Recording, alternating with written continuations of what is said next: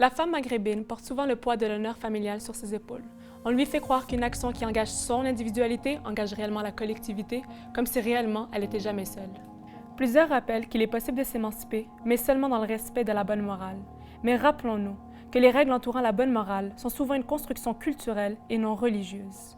En départageant la culture de la religion, j'ai eu de la facilité à accepter cette vérité, celle que plusieurs traditions culturelles sont nocives et injustes envers les femmes. Et c'est normal, plusieurs personnes peuvent être choquées par mes propos, parce qu'on est partagé entre le silence et la coutume. Il ne faut pas oublier que plusieurs personnes ne se reconnaissent pas dans ces normes, et dès que certaines ont le malheur de ne pas y correspondre, on les rejette. Les reproches sont faciles. On peut nous reprocher de renier notre identité si on souhaite se défaire de certaines de ces traditions. On peut aussi nous reprocher de cracher sur nos origines si on souhaite en parler. Et si on cessait ces accusations et qu'on prenait le temps d'écouter notre histoire, et qu'on écoutait la voix de celles qui souffrent en silence. Parce que rappelons-nous, une histoire du Maghreb au féminin est en train de s'écrire, et assurons-nous que cette histoire fait justice au schéma d'émancipation qu'une femme choisit pour elle-même.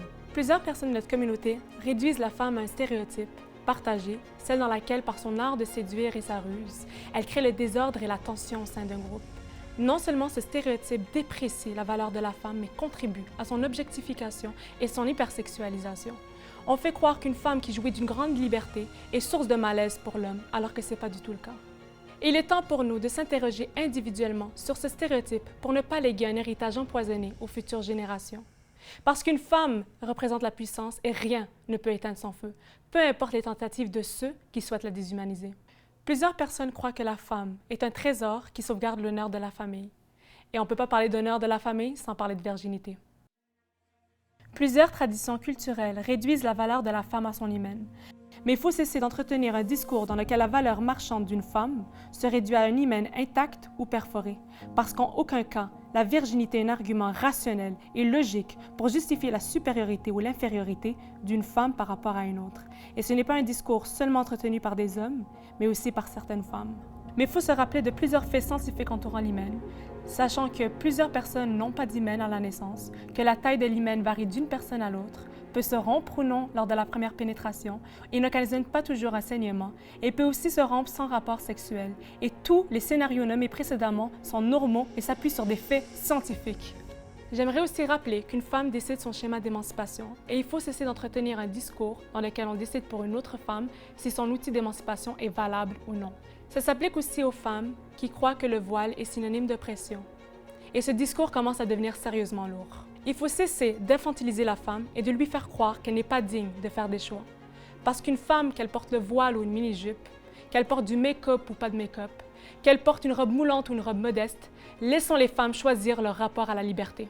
On est jugé par rapport à des normes socioculturelles qu'on doit suivre en tant que femme maghrébine, et on juge celles qui ne les suivent pas. Mais en réalité, est-ce qu'on les juge ou on ne se donne pas cette liberté de suivre la femme en nous qui hurle le droit d'exister? Est-ce que nous avons d'autres choix illusoires que de rager de vivre ou de vivre enragé? Est-ce que notre rage justifie le crachat que certaines femmes maghrébines font sur les autres, sur les habits considérés culturellement indécents, sur les mariages tardifs, sur les relations sexuelles hors mariage, sur la manière dont une femme porte son voile et sur le métier qu'elle choisit?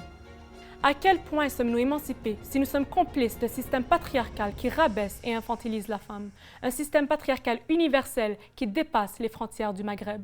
Est-ce que nous avons d'autres choix que d'être complices ou victimes de notre propre misère, complices pour prouver sa droiture morale et complices pour appartenir à un groupe? Et si nous étions ni complices, ni victimes, mais créatrices d'un changement qu'on lègue aux futures générations?